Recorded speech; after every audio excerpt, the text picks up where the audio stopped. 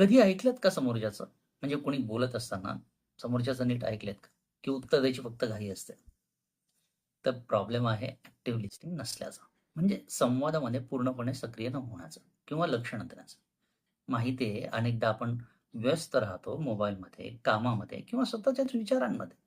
पण समोरचा काय बोलतोय आणि आपलंच मन थाऱ्यावर नसतं. यामुळे संवादाचं बंधन तुटतं.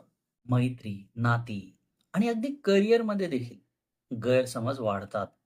आत्मविश्वास आणि व्यक्तिमत्व घडवताना हे छोटे नॉन लिसनिंग मोमेंट आपल्याला मागे पाडतात.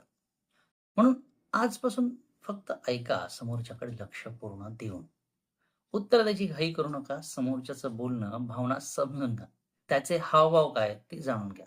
जर उत्तर द्यायची अपेक्षा असेल तरच उत्तर द्या. नाहीतर समोरच्याचं म्हणणं ऐकून घ्या. हे छोटं ॲक्टिव्ह लिसनिंगचं पाऊल खूप मोठा फरक आणू शकतं. आणि समजून घेऊन, ऐकून, अनुभव शेअर करा. ॲक्टिव्ह लिसनिंगमुळे नातं, करिअर आणि आयुष्य बदलू शकतं. ते बदलूया.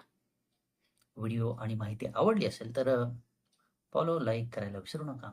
भेटूयात उद्या. तोपर्यंत जय हिंद, जय महाराष्ट्र.